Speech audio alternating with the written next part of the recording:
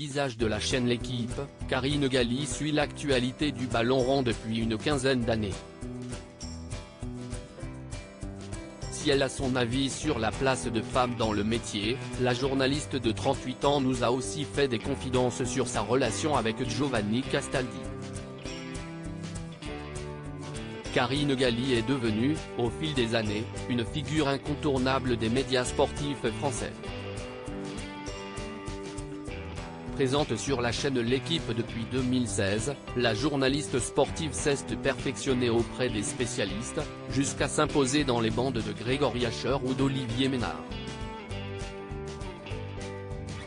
Preuve que la chaîne lui fait confiance, elle assure les remplacements du premier à la présentation lorsqu'il est absent. Pour Télé Loisirs, la trentenaire est revenue sur plusieurs points, sa passion, sa carrière, sa vie sentimentale. Sans oublier d'évoquer la faible représentation des femmes dans le domaine du journalisme sportif. Karine Galli, mes parents pensaient que les stades de football n'étaient pas faits pour les enfants. Télé Loisirs, d'où vient votre passion pour le journalisme sportif? Karine Galli, j'ai toujours été dingue de sport. Hélas, mes parents pensaient que les stades n'étaient pas faits pour les enfants. Grâce aux parents d'un copain, qui était professeur, j'ai pu m'abonner au stade Vélodrome et voir tous les matchs de l'homme. On vous retrouve régulièrement dans L'Équipe du soir et L'Équipe de Greg. Comment s'est jouée votre arrivée sur la chaîne en 2016? J'avais un diplôme de journalisme, j'étais passé par RMC, Eurosport et l'Homme Télévision. Fidèle téléspectatrice des programmes de L'Équipe, j'ai appelé Olivier Ménard, le présentateur, en lui indiquant que j'adorerais être autour de la table. Et ça a fonctionné. Karine Galli, nous avons une passion commune avec Giovanni Castaldi. Est-ce facile de partager votre vie et l'antenne avec Giovanni Castaldi, lui aussi présentateur sur la chaîne? Nous avons une compréhension et une passion commune. Nous vivons les mêmes choses et pouvons donc partager nos problématiques liées à notre travail et nos angoisses.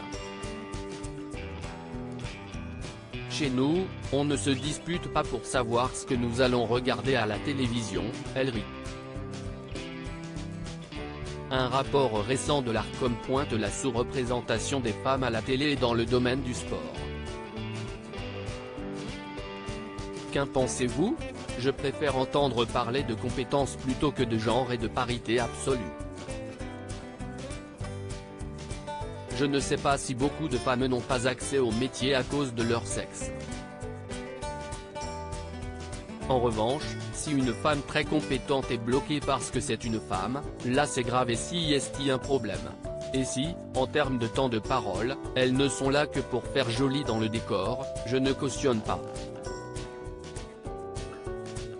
Dans votre carrière, avez-vous été confronté à des comportements déplacés? J'ai rencontré des gens formidables. J'en ai côtoyé d'autres qui abusaient de leur statut de rédacteur en chef. Nous devons dénoncer ces comportements. Je suis dans le football depuis 2009, j'ai vieilli, s'amuse la journaliste de L'Équipe. Comment envisagez-vous la suite de votre carrière? J'aimerais animer un jeu sur le sport ou mener de grands entretiens avec ces sportifs retraités qui m'ont fait briller les yeux. Des personnalités avec de l'épaisseur et qui ont une parole plus libérée que la langue de bois pratiquée par les joueurs actuels, pas tous si intéressants. Je suis dans le football depuis 2009, j'ai vieilli. Et en dehors du sport, je suis passionné de voyage et d'animaux. J'aimerais bien avoir des projets dans ces domaines mais ça n'arrive pas, elle rit. À lire aussi Karine Galli, j'ai vécu les avances constantes d'un rédacteur en chef.